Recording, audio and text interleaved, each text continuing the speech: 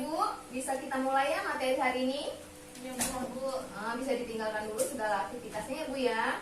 Baik, langsung saya buka. Assalamualaikum warahmatullahi wabarakatuh. Waalaikumsalam warahmatullahi wabarakatuh. Oke, bagaimana Ibu-ibu? Sehat semua? Sehat, Bu. Ya, alhamdulillah. Sebelum datang ke sini sudah diselesaikan semua pekerjaan rumahnya? Sudah, Bu. Oke, suami dan anak sudah diurus ya? Sudah. Oke, itu kewajiban utama ya Bu ya buat Ibu sebelum datang ke pertemuan kelompok atau P2K2. Oke, sebelum materinya kita lanjutkan, saya ingin bertanya kepada Ibu, kira-kira ada nggak yang mengingat materi kita sebelumnya apa yang kita pelajari? Ada yang ingat? Boleh tunjuk tangan kalau yang mengingat? Bu, Oh iya, Ibu Eka silahkan. tentang pendidikan anak ya, Bu ya. Oke, iya, baik, kita beri aplaus untuk Ibu Eka. Ya, luar biasa jawabannya. Terima kasih ya Bu Eka. Ya benar sekali, kita memang mempelajari tentang pendidikan anak. Lebih tepatnya itu adalah memanfaatkan kegiatan sehari-hari di rumah sebagai kesempatan bermain bersama anak. Itu yang kita bahas kemarin Bu ya. Oke, hari ini kita akan melanjutkan materinya ya. Untuk hari ini Ibu-ibu bisa saya minta untuk berdiri dulu. Oke, tujuan kita berdiri hari ini kita akan bermain atau bernyanyi Topi Saya Bundar. Ibu bersedia ya untuk nyanyi ya? Oke, bisa kita mulai? Bisa, Bu. Menyanyikan Topi Saya Bundar, tapi dengan gerakan ya. Bisa Bu, saya contohkan ya. Misalnya begini. Contohin dulu, Bu. Ya baik, saya beri contoh dulu ya bagaimana cara menyanyikannya. Bisa perhatikan saya, nanti kita menyanyi bersama. Oke Ibu, kita akan menyanyikan Topi Saya Bundar. Tapi sebelumnya Ibu perhatikan saya dulu ya. Nanti setelah Ibu paham, kita menyanyikan bersama-sama. Oke, lagunya Topi Saya Bundar. Bergerakannya seperti ini. Topi saya bundar, bundar topi saya. Kalau tidak bundar, bukan topi saya. Paham ya Bu ya? Paham. Oke, sekarang kita menyanyikan bersama-sama ya. Kita mulai sekarang. 1, 2, 3. Topi saya bundar, bundar topi saya. Kalau tidak bundar, bukan topi saya. Oke, bisa diulang sekali lagi. Yang lebih kompak ya Bu ya. Oke, mulai. 1, 2, 3. Topi saya bundar, bundar topi saya. Kalau tidak Bunda. bukan topi saya. Oke, berikutnya. Silakan duduk kembali Ibu ya. Oke, tadi kita sudah menyanyikan Topi Saya Bundar dengan gerakan. Ibu juga sudah bisa ya menyanyikannya, sudah hafal. Oke, sekarang saya akan menanyakan kepada Ibu. Tadi kan kita sudah menyanyikan Topi Saya Bundar dengan gerakan. Nah, di rumah Ibu punya anak ya. Kira-kira berapa tahun usia anak Ibu bisa diajak nyanyi Topi Saya Bundar? 3 tahun, 4 tahun. Iya, Ibu Nur 3 bisa tahun. tunjuk tangan? Ya, Sekitar 3 tahun, 4 tahun. 3 tahun 4 tahun sudah bisa ya diajak menyanyi ya. Oke, ada lagi yang mau menjawab? Saya, Bu, anak saya 2 tahun setengah udah bisa nyanyi. Oh, udah bisa ya diajak nyanyi Topi Saya Bundar ya. Oke, terima kasih untuk Ibu Nur dan Ibu Eka. Bisa kita beri applause kepada Ibu Nur dan Ibu Eka, sudah luar biasa memberikan jawabannya. Berarti anak kita memang sudah bisa ya kita ajak bernyanyi bahkan dari usia 2,5 tahun ya anak Ibu Eka tadi ya. Berarti memang tergantung kita menstimulasi anak tersebut ya Bu ya, dari usia berapa dia bisa sudah mulai diajak bermain. Oke, untuk pertanyaan selanjutnya. Soalnya kalau anak saya udah pintar ngomong, Bu. Oh, pintar ngomong ya Bu ya? Di usia 2,5 tahun? Dia udah setahun 1,5 udah pokoknya hafal lah, Bu. Beberapa nama benda gitu. Oh, ya. Simulasi tadi apa sih, Bu? Oh iya, oke. Terima kasih ya Ibu Eka. Kita beri aplaus dulu untuk Ibu Eka dan Ibu Widai karena tadi sudah menjelaskan dan menceritakan tentang perkembangan anak-anak Ibu masing-masing ya, Ibu Eka dan Ibu Nur. Oke, tadi Ibu Nur tadi ada pertanyaan ya tentang stimulasi. Oke, itu mungkin bahasa akademis Bu ya, mungkin sulit untuk dipahami oleh kita semua. Mungkin akan saya jelaskan, mungkin bahasa sehari-harinya apa ya Bu ya? Memancing, memancing supaya kalau tadinya belum bicara dipancing dia bisa bicara, atau yang tadinya tidak suka bermain jadi suka bermain, gitu ya Bu ya. Jadi istilahnya kalau bahasa sehari-hari kita mungkin kalau merangsang masih sulit dipahami ya, mungkin memancing atau disetrum lah istilahnya gitu, biar dia jadi mau seperti itu ya, mau dan bisa, kira-kira seperti itu. Ibu Nur bisa dipahami ya? Ya, bisa. Oke, terima kasih. Oke, untuk pertanyaan yang selanjutnya ini saya akan tanyakan ke Ibu, yang bisa menjawab bisa tunjuk tangan ya Bu ya. Pertanyaan kedua dari permainan yang tadi, apa sih manfaat permainan yang kita mainkan tadi untuk anak? Ada yang bisa jawab? Ada yang bisa jawab? Kalau bisa jawab silakan tunjuk tangan. Iya, silakan. Agar anak bisa meniru ya Bu ya. Iya, bagus. Sudah, gitu aja. Oke, terima kasih Ibu Nur. Beri plus untuk Ibu Nur karena sudah menjawab, membantu saya menjawab ya. Ada lagi yang ingin memberikan tanggapannya, yang bisa membantu saya? Bisa tunjuk tangan. Cukup ya? Oke, cukup. Tadi benar sekali, itu sudah benar apa yang dikatakan oleh Ibu Nur ya. Supaya anak bisa meniru. Ya memang anak itu peniru ulung ya, bisa meniru apa yang orang tuanya lakukan. Jadi kalau kita mengajak anak bermain, anak pada akhirnya jadi bisa bermain ya. Manfaatnya juga banyak. Melatih anak untuk bisa melakukan kegiatan-kegiatan positif. Kemudian juga menjadikan orang tua dan anak menjadi dekat secara emosional ya Bu ya. Emosional itu perasaan anak dan orang tua itu jadi dekat kalau misalnya sering bermain bersama. Bermain juga kan bisa diselipkan belajar ya, sambil belajar seperti kita menyanyikan Topi Saya Bundar. Secara tidak langsung kita memberitahu bahwa bentuk topi itu adalah bundar. Jadi akhirnya anak tahu, oh kalau topi itu bundar. Begitu ya. Jadi dalam permainan itu terselip sebuah pelajaran untuk anak kita. Jadi bermain sama anak itu bukan hal yang sia-sia. Itu bermanfaat sekali untuk anak di usia dini dan nanti kedepannya akan terus membawa dampak yang positif bagi anak. Gitu ya Bu ya. Bisa dipahami? Ibu bisa pahami ya? Kira-kira bisa nanti di rumah ibu-ibu bisa mengulangi lagi permainan yang tadi dengan anak-anak di rumah masing-masing ya. Begitu ya Bu ya? Iya Bu. Ya. Oke, sebelumnya kita juga pernah ya di materi yang sebelumnya kita bermain tentang permainan rantai kata. Ada yang masih ingat ya permainan rantai kata yang kemarin kita mainkan? Lupa Bu. Oh, lupa. Oke, saya ingatkan lagi. Seperti kita kemarin kita kan main rantai kata, kita saling berpegangan tangan, kemudian tangan kita ditepuk oleh kawan kita saat kita mengucapkan kata. Kemarin itu contohnya kalau tidak salah jeruk ya. Jadi kalau kita mengatakan jeruk, kemarin kita bermain tentang rantai kata dengan kata jeruk ya Bu ya. Jadi saat kita mengatakan jeruk, nanti kawan atau teman-teman kita akan mengatakan sesuatu yang berkaitan dengan jeruk, seperti manis, asam, jus, begitu ya. Sudah diingat kan? Sudah ingat ya? Mari kita bermain itu.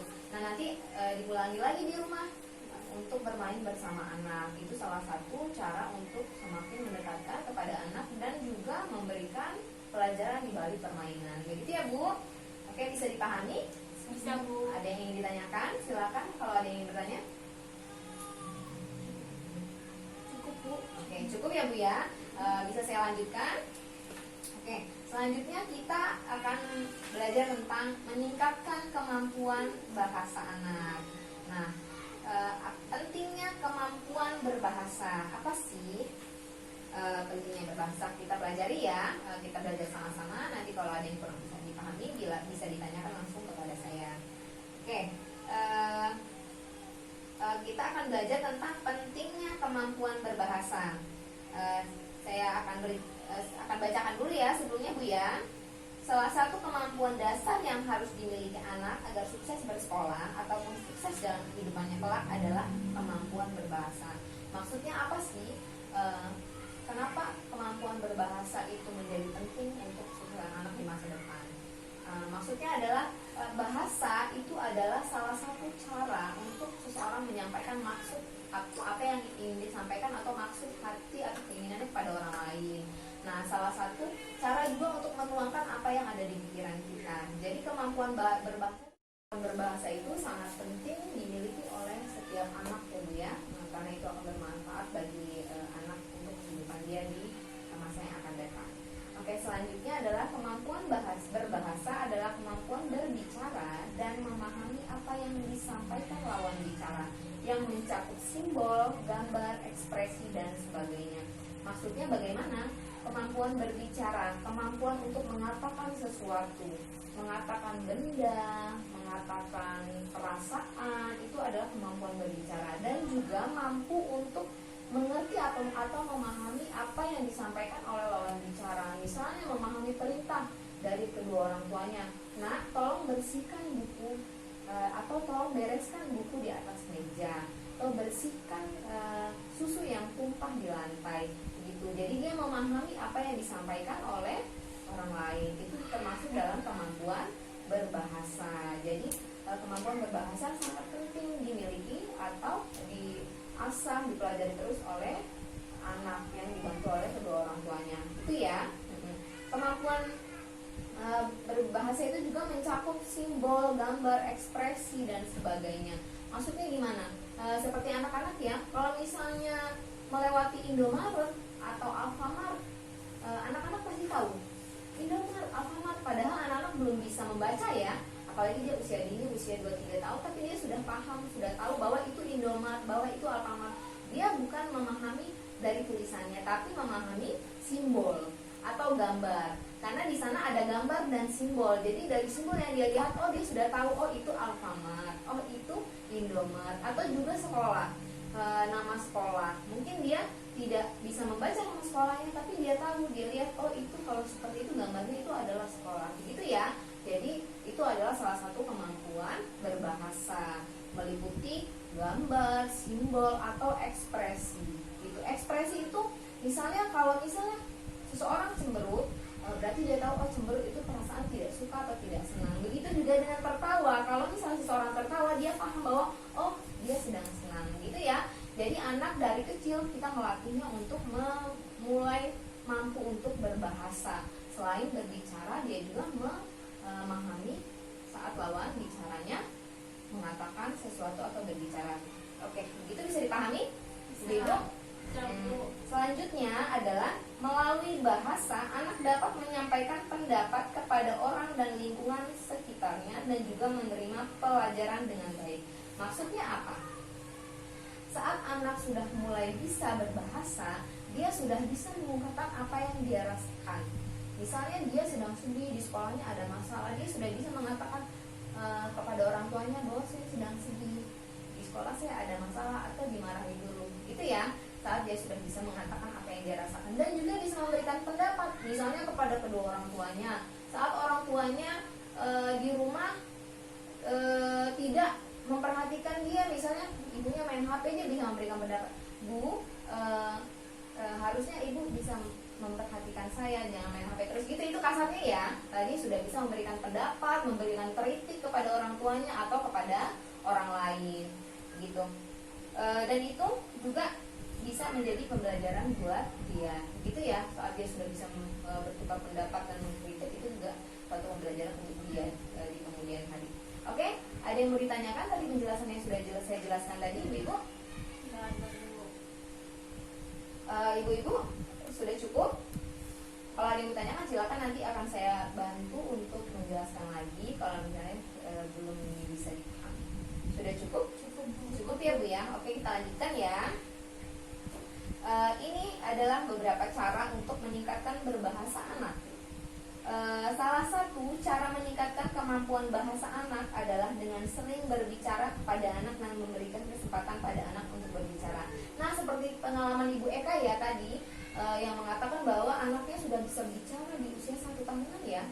Itu salah satunya karena sering diajak bicara oleh orang tuanya, sering diajak ngobrol. Nah, itu salah satu cara yang paling baik untuk anak, yaitu sering diajak bicara dan sering diberi kesempatan untuk bicara. Jadi jangan memotong anak saat sedang bicara. Beri kesempatan dia untuk mengungkapkan apa yang ingin dia sampaikan, gitu ya. Apa isi hatinya, Dan apa yang ingin dia katakan, orang tua harus lebih sering memberi kesempatan untuk anak berbicara sehingga dia akan bersemangat untuk berbicara terus ya. Jangan dipotong. Kalau dipotong nanti dia akan kapok, males nanti kalau ngomong pas dipotong atau tidak didengarkan oleh kedua orang tuanya. Itu ya. Nah, seperti yang sudah kita dengar tadi pengalaman dari Ibu Eka. Selanjutnya adalah saat berbicara kepada anak, orang tua dapat menggunakan bahasa daerah atau sehari-hari karena dengan demikian anak akan lebih mudah memahami apa yang terjadi di sekitarnya. Nah, kalau misalnya sehari-hari kita menggunakan bahasa Lampung, itu nggak apa-apa dipakai untuk anak. Bicara dengan anak dengan bahasa Lampung, dengan begitu kan dia lebih mudah untuk berinteraksi di kehidupan sehari-hari kalau memang di lingkungan itu adalah yang digunakan bahasa daerah. Itu ya Bu ya. Jadi salah satu caranya juga bisa digunakan bahasa daerah yang digunakan di daerah ibu masing-masing ya Bu ya. Kemudian selain itu anak juga dapat melihat dan menghubungkan bunyi huruf atau kata yang diucapkan dengan tulisan dan benda yang dilihatnya. Nah ini bisa juga Bu dari media atau audio, maksudnya bisa dari gambar atau bisa dari televisi, radio, begitu ya. Jadi itu anak bisa memahami dari media-media bantuan seperti itu. Atau kata yang diucapkan dengan tulisan atau dari benda ya Bu ya, itu juga bisa membantu kemampuan berbahasa anak. Selanjutnya penggunaan bahasa daerah juga dapat menjadikan cara orang tua untuk melestarikan adat budaya dan mewariskannya kepada anak-anak sebagai generasi penerus. Nah itu tadi yang saya jelaskan bahwa penggunaan bahasa daerah itu juga selain memudahkan anak untuk berinteraksi di lingkungan sekitar, itu juga bisa menjadikan ibu mewariskan budaya kepada anak-anak sehingga nanti kedepannya anak-anak akan terus mewarisi budaya di daerah ibu masing-masing. Begitu ya Bu. Dari penjelasan saya ada yang ingin ditanyakan? Ada yang kurang jelas? Jelas. Sudah cukup? Cukup. Oke. Terima kasih banyak Bu ya. Mungkin materi hari ini saya rasa cukup sampai di sini. Untuk segala kekurangannya saya mohon maaf. Nanti akan kita lanjutkan di materi selanjutnya ya Bu ya, di pertemuan selanjutnya.